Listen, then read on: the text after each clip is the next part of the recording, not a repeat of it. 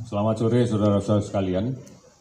Pada hari ini kami akan kembali memberikan berbagai informasi dan update data terkait penanganan pandemi COVID-19 sampai dengan pukul 12.00 WIB tanggal 27 Mei 2020. Hari ini tim gugus tugas pusat khususnya di bidang kesehatan telah melaksanakan beberapa pertemuan, telah melakukan berbagai komunikasi dengan rekan-rekan yang melaksanakan hal yang sama, baik di provinsi, kabupaten, kota, di rumah sakit maupun di laboratorium yang kita tunjuk sebagai tempat pemeriksaan spesimen COVID-19. Ada beberapa hal yang kita diskusikan di dalam kaitan ini. Yang pertama adalah terkait dengan diskusi aspek epidemiologi. Kita sudah melakukan kajian yang cukup panjang terkait dengan data, bahwa secara garis besar, dan ini masih akan kita tindak lanjuti lebih detail lagi, beberapa provinsi di tanah air ini telah menunjukkan gambaran yang bagus. Tidak ada lagi secara signifikan penambahan kasus, kemudian tidak ada lagi perluasan wilayah yang terdampak, dan tidak ada lagi penularan lokal yang tidak terkendali. Artinya pada daerah-daerah ini, dalam tanda petik kita katakan sudah mulai terkendali dan sudah boleh mulai kita sarankan untuk dilakukan relaksasi pada beberapa peraturan tanpa meninggalkan aspek protokol kesehatan untuk tetap menjamin agar aman dari COVID-19. Kajian ini tentunya masih awal dan nantinya akan secara komprehensif kami laporkan ke gugus tugas pusat untuk kemudian dikaji secara bersama-sama. Sehingga keputusan pemerintah adalah keputusan yang terbaik, yang tidak kemudian ditujukan justru untuk malah memperbanyak kasus yang kita temukan. Oleh karena itu, inilah yang kemudian kita harus rumuskan dalam protokol-protokol kesehatan di berbagai aspek dalam kehidupan masyarakat. Tentunya akan secara bertahap kita lakukan kajian terus-menerus untuk relaksasinya. Saudara-saudara, sudah barang tentu bahwa kita harus tetap menuju ke masyarakat yang produktif. Ini menjadi kunci. Namun aman dari COVID-19. Beberapa hal kita diskusikan terkait dengan bagaimana physical distancing, menjaga jarak, mengatur jarak sebagai bagian dari normal yang baru tetap kita terapkan. Kita pastikan bahwa siapapun yang kemudian berada di fasilitas umum, misalnya di pusat pertokoan, di supermarket, atau mungkin berada di mal, adalah orang-orang yang kita yakini secara selektif bisa kita lihat dia adalah orang yang sehat. Tentunya salah satu indikator yang harus kita lakukan adalah mengukur suhu tubuh. Oleh karena itu tadi cukup panjang kami mendiskusikan apakah harus kita lakukan pengukuran hanya di pintu gerbang atau selama berada di dalam kita pantau dengan menggunakan peralatan yang memungkinkan secara teknologi memantau indikasi orang yang bersuhu tubuh tinggi. Ini masih menjadi beberapa alternatif yang harus kita cari solusinya. Demikian juga di kawasan industri misalnya. Bagaimana kemudian mengatur jarak dan tetap mempertahankan mereka sehat. Apakah kemudian kita akan melakukan secara selektif pada industri yang memang diizinkan untuk mempekerjakan orang-orang yang kita yakini kondisi tubuhnya, daya tahan tubuhnya cukup bagus, misalnya pada kelompok yang di bawah usia 45 tahun. Hari demi hari tentunya kita akan melakukan monitoring dan kita evaluasi, sehingga progresnya nanti akan bisa kita nilai apakah langkah yang kita ambil sudah tepat, ataukah harus kita ketatkan lagi. Ini yang tadi beberapa kali kita diskusikan. Kemudian terkait dengan keinginan kita agar masyarakat mematuhi norma sehat yang baru, norma normal yang baru, yang selalu rajin mencuci tangan, tentunya kita juga akan meminta semua fasilitas, baik itu ruang kerja maupun fasilitas umum, harus menyiapkan fasilitas yang mudah diakses untuk cuci tangan dengan menggunakan sabun. Ini menjadi sesuatu yang penting karena kita harus memfasilitasi ini. Oleh karena itu, saudara-saudara sekalian, kita pun juga akan berpikir tentang bagaimana transportasi umum dan seterusnya.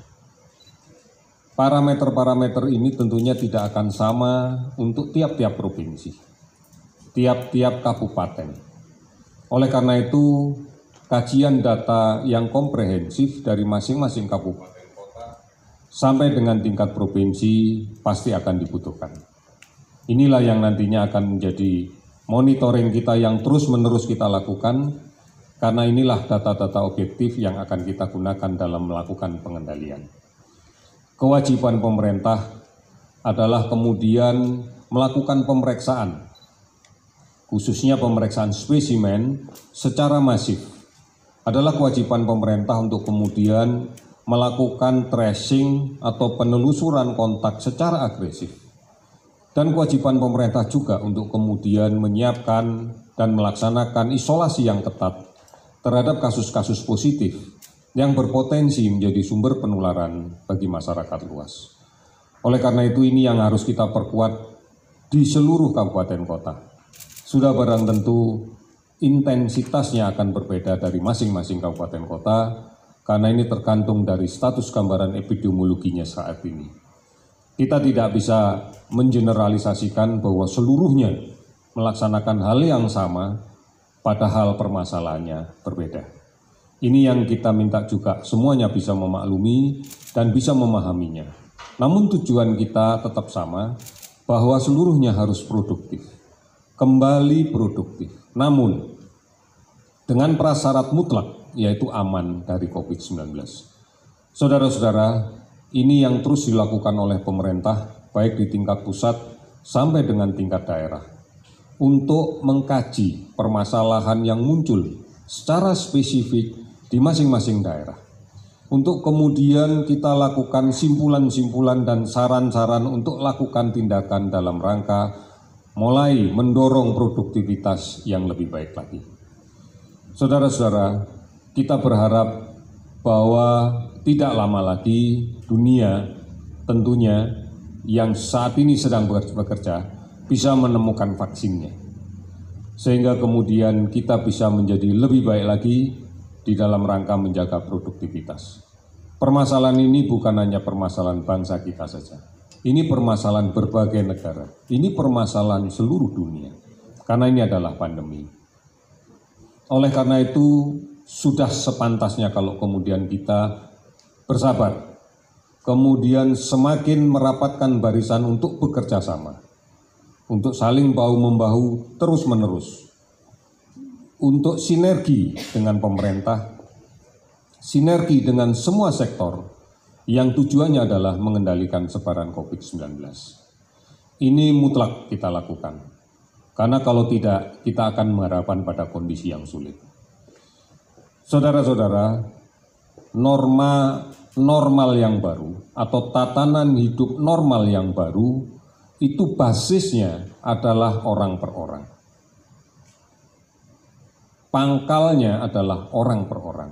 Bagaimana kebiasaan orang per orang berubah dengan melakukan hal-hal yang memberikan ruang yang sedikit, ruang yang sempit, bahkan tidak memberikan ruang sama sekali untuk sebaran COVID-19. Mencuci tangan secara rutin dengan menggunakan sabun, salah satunya. Menggunakan masker saat berada di luar rumah. Menghindari kerumunan, menjaga jarak. Ini adalah hal-hal yang harus dilakukan dan sudah menjadi kebutuhan perorangan. Pola hidup bersih sehat, meningkatkan status imunitas ini juga menjadi penting di dalam kaitan dengan normal yang baru. Oleh karena itu, mari kita bangun dari diri kita sendiri, dari masing-masing orang. Basisnya adalah keluarga. Oleh karena itu kami berharap bahwa peran kepala keluarga, akan menjadi penentu keberhasilan untuk kita songsong kembali normal yang baru ini. Apabila ini bisa kita lakukan bersama, kita yakini bahwa ke depan kita akan menjadi lebih baik lagi. Saudara-saudara, berikutnya kami akan sampaikan update data. Pada hari ini spesimen yang telah kita periksa sebanyak 14.313. Sehingga total keseluruhan spesimen yang kita periksa sampai dengan saat ini adalah 278.411 spesimen.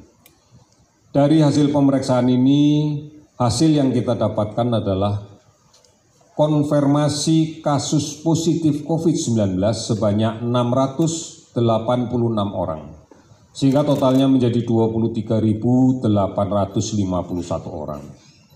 Kasus sembuh 150 orang, sehingga total menjadi 6.057 orang. Kasus meninggal 55 orang, sehingga menjadi 1.473 orang. Telah 410 kabupaten kota yang terdampak dari COVID-19 ini dari 34 provinsi yang ada. Kami masih melakukan pemantauan di seluruh rumah sakit di seluruh Indonesia terhadap orang dengan pemantauan sebanyak 49.942 orang. Pasien dalam pengawasan yang saat ini sedang diawasi dengan ketat sebanyak 12.667 orang. Saudara-saudara, dari keseluruhan laboratorium yang ada, hampir seluruhnya telah melaksanakan pemeriksaan dan memberikan pelaporan. Beberapa laboratorium masih berproses dan belum memberikan pelaporan karena secara spesifik kita masih belum mendapatkan datanya. Meskipun mereka melakukan pemeriksaan namun pelaporannya belum sampai di tempat kita. Kami sudah menghubungi satu persatu. Hari ini ada 21 laboratorium yang masih berproses untuk memberikan laporan ke kita. Ini yang kita harapkan bahwa di dalam kaitan dengan pemeriksaan yang masif, ini akan menjadi penting, karena hasil pemeriksaan yang masif nanti akan berujung pada tracing yang agresif. Dan tracing yang agresif ini nanti akan berujung juga pada isolasi yang ketat. Inilah cara untuk kemudian mengurangi sumber penularan di masyarakat.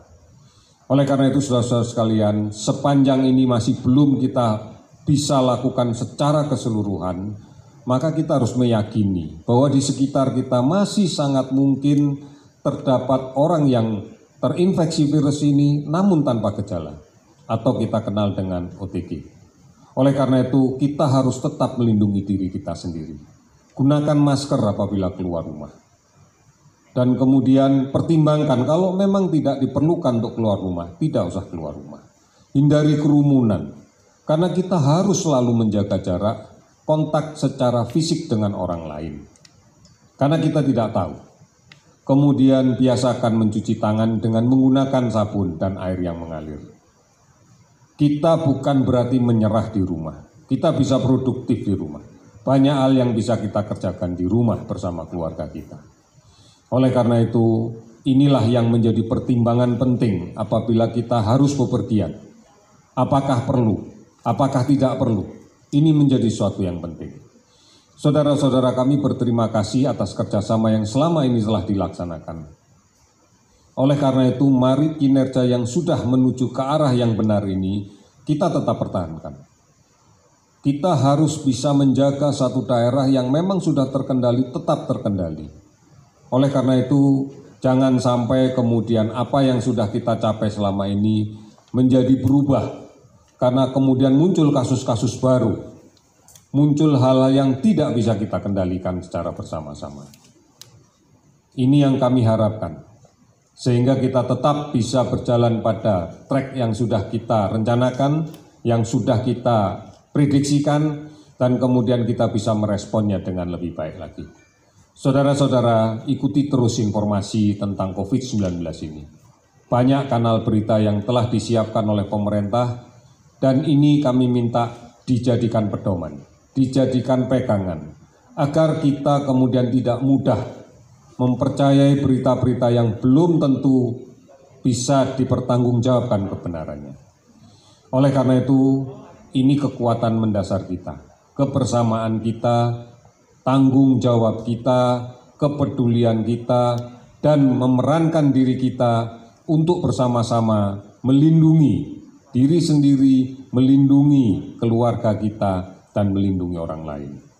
Perjalanan kita sudah pada jalan yang benar. Oleh karena itu, mari kita pertahankan kembali dan kita yakini kita bisa melakukan ini. Kita yakin kita bisa. Terima kasih, selamat sore.